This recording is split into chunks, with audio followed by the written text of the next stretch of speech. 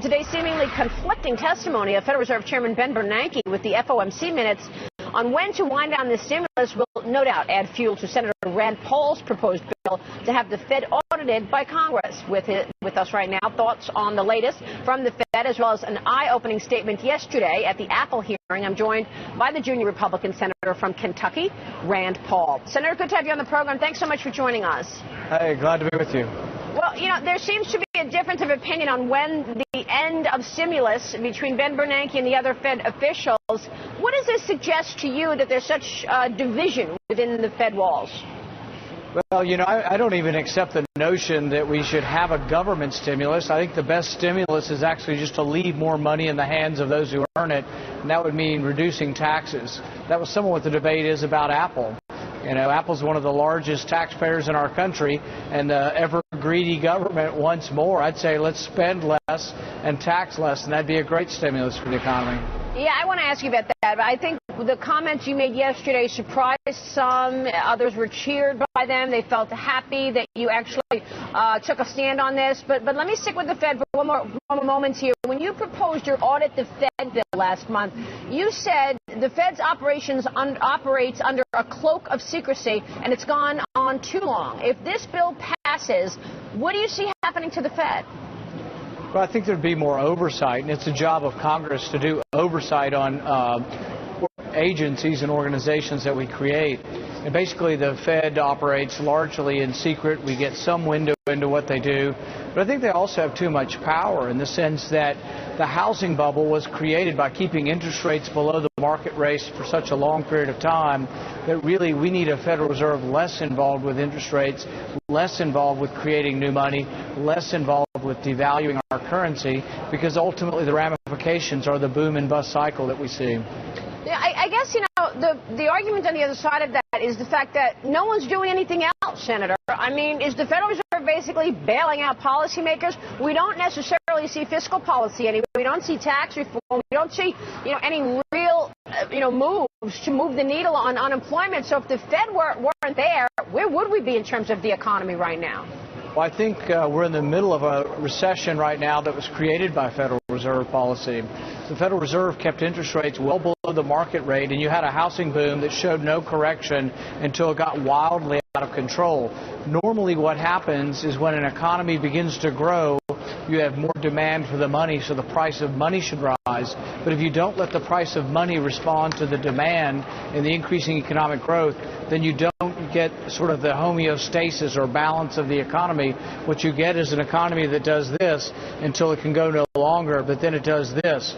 In order to come out of a recession, you have to let prices adjust downwards. You can sell all the houses at some price, but you don't want to stimulate more home buying by more low interest rates again. So we're doing exactly what we did to get into the boom cycle, but it's hard to get into another boom cycle through the exact same mechanism when you've exhausted the boom. So that's kind of where we are now, and it takes a while to grow out of a recession, but you do it much more quickly if you let prices find a bottom and then we begin to grow again. So I guess then if once the Fed steps aside, it would be a positive to see the market sell off? Would you expect the market to sell off once the Fed, makes it clear they are beginning the end? You know, if I knew what the market would do, I'd be in a different business, and then maybe I'd be wealthy, But I think what I do know and what I do believe is that as far as economic policy, the less we intervene in the economy, the better. The more we leave money in the hands of those who earn it, the better. I believe strongly in what Friedman said. And Milton Friedman said, nobody spends somebody else's money as wisely as they spend their own. So that's why we need to leave more money in the hands of those who earn it. All right, let me switch gears, Senator, and ask you about Apple. I want to run the soundbite of you from yesterday as a portion of your opening statement, and then talk a bit about it. Listen to this. I'm offended by the spectacle of dragging in executives from an American company that is not doing anything illegal. If anyone should be on trial here, it should be Congress. I frankly think the committee should apologize to Apple. I think that the Congress should be on trial here for creating a bizarre and Byzantine tax code. Well, that took some courage, Senator. What was the reaction from your colleagues afterwards? I don't think they were too excited about it, but I think the criticism is apt. The tax code drives people overseas. Money goes where it's welcome. If you make money unwelcome here by taxing it at 35% corporate tax, and Canada has a 15% tax, Canada will grow and the U.S. will shrink. The other thing is that worldwide companies earn money overseas. They will bring it home, but not if you tax them twice at a high rate. Most of these companies, if you would tax them at 5% to repatriate or bring money back from overseas, you would have enough to probably double the amount of money we spend on infrastructure. I proposed a permanent 5% repatriation tax and put that money into an infrastructure fund. We can't replace bridges and roads in our country. You could do it, but don't let politicians get their hands on it. Put it in an infrastructure fund where they can't spend it on something else. So, I mean, how much money do you think would come back to the U.S. if, in fact, the tax law were to be changed? When we did this in the 2004-2005 period, about $30 billion came in taxes, but we limited how much private companies could bring home. I say take off the limits. Don't tell the companies where to spend it. They can put it in dividends. They can build a new plant.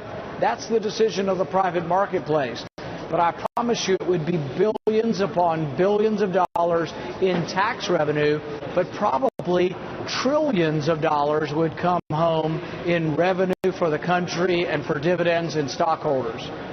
Let me ask, Senator, I think you make so many good points about the money, and that's all I ever hear, by the way, from CEOs, that the tax code is broken and we're not going to move the money if we're taxed double. So thank you for being so articulate about it. I've got to ask you about this IRS scandal. Okay, you've called it un-American, and an independent commission should be put in place, and it's un-American if we don't have an independent commission put in place. Who should be on that commission, and what do you make of the fact that the head of the agency overseeing those tax-exempt groups pleads the fifth? I mean, what does this mean? Is this basically a dead end? We're not going to hear anything more about it because she pled the fifth? That's the real question. And the question is, will the Obama administration actually prosecute people?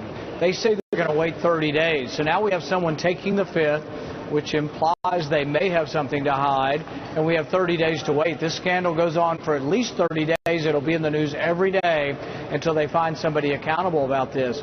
But what I would say, and the reason why I say this is un-American, is I don't care whether it's a Republican or a Democrat. I don't want anybody in charge of the IRS that chooses to go after their political opponents. And I don't care whether you're a Republican, Democrat, or independent in this country. You should be worried that a government agency as powerful as the IRS is being used for partisan purposes, and it should be inexcusable. And they should immediately go off the job while we're investigating it. Anybody contaminated by this scandal should be put on leave. And I do believe we should decide whether they're guilty before they're fired, but they should be put on leave. We do this all the time. If a policeman is involved with a shooting, we put them on leave. We don't suspend them. We want to determine if it was an appropriate shooting. But this is pretty serious, and I would put anybody tainted by this on leave immediately until we determine exactly who needs to go and who needs to stay. Well, how come that's not happening? Federal employees seem to be immune from firing. After Benghazi, they pleaded repeatedly for security, and nobody gave them any, and we didn't fire anybody. They transferred them around. We called them all yesterday on the phone and said, are they still there? All of them still have phones at the State Department. Nobody was fired. They just got moved around and got a new title. Government employees need to be held accountable. Senator, good to have you on the program. Thanks so much. We appreciate your time tonight, and we'll see you soon. Thanks so much. Senator Rand Paul joining us.